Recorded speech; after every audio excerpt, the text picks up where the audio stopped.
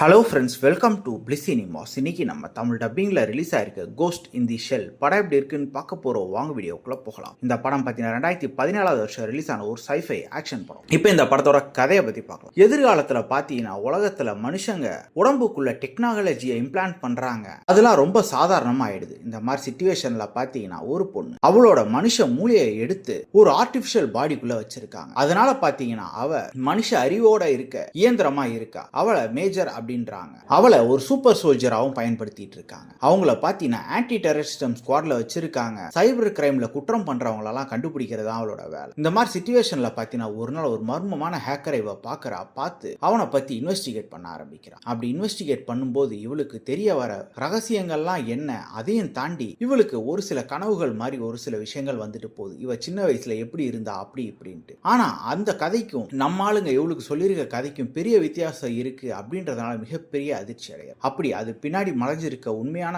விஷயங்கள்லாம் என்ன, கடைசியில என்னதான் ஆச்சு அப்படின்றது தான் இந்த படத்தோட மொத்த கதையே. இப்போ இந்த படத்தோட பாசிட்டிவ் பத்தி பார்க்கலாம். இந்த படத்தோட மிகப்பெரிய பாசிட்டிவ் பார்த்தீங்கன்னா பெர்ஃபார்மன்ஸ் தான். படத்தில் நடிச்சிருக்கிற ஒவ்வொருத்தருமே ஒரு தரமான பெர்ஃபார்மன்ஸை கொடுத்துருக்காங்கன்னு சொல்லலாம். அதே மாதிரி விஷுவல் எஃபெக்ட்ஸ் ஒரு அல்டிமேட்டான ஒரு விஷுவல் எஃபெக்ட்ஸ் கொடுத்துருக்காங்க. இவங்க பண்ணியிருக்க அந்த லைட்டிங்கா இருக்கட்டும், இவங்க ஆக்ஷன் போர்ஷன்ஸ் எடுத்திருக்க விதமா இருக்கட்டும், அதுக்கு இவங்க பண்ணியிருக்க லைட்டிங்கா இருக்கட்டும், எல்லாமே அல்டிமேட்டா இருந்ததுன்னே சொல்லலாம். டெக்னிக்கலி இந்த படம் பயங்கர சவுண்டான ஒரு படம் எல்லா ஆஸ்பெக்ட்ஸ்லயுமே. அதையும் தாண்டி ஒரு சின்ன எமோஷனல் கனெக்டிவுமே இதுக்குள்ள விட தான் செஞ்சிருக்காங்க. இந்த படத்தோட நெகட்டிவ் பத்தி பாத்தீங்கன்னா ஆக்சுவலா ஸ்டோரி கொஞ்சம் பிரெடிக்டபிளா தான் இருக்கு. அதே மாதிரி தான் இவங்க ஸ்கிரீன் பிளேயும் பண்ணதான் செஞ்சிருக்காங்க. அதையும் தாண்டி ஒரு சில ஆக்ஷன் காட்சிகள் இன்னும் கொஞ்சம் பெட்டரா எடுத்துக்கலாம் அப்படின்ற மாதிரி தான் இருந்தது. இவங்க பாத்தீங்கன்னா இந்த ஐடென்டிட்டியும் ஹியூமனிட்டியும் பத்தி பல விஷயங்கள் வச்சிருக்காங்க. ஆனா அது இன்னும் கொஞ்சம் டெப்தா வச்சிருக்கலாம் அப்படின்ற மாதிரி தான் இருந்தது. மொத்தத்துல என்கிட்ட கேட்டீங்கன்னா கண்டிப்பா இது ஒரு ஒன் டைம் வாட்சபிள் படம் தான். வேணும்னா ட்ரை பண்ணி பாருங்க. இந்த படத்துக்கு நம்மளோட ரேட்டிங் கேட்டீங்கன்னா 10க்கு 6 மார்க் கொடுக்கலாம். படத்துல அடல் கண்டென்ட் இருக்கு, ஸோ ஃபேமிலியோட பார்க்கறத அவாய்ட் பண்ணிக்கோங்க. இன்னொரு வீடியோவில் சந்திக்கலாம்.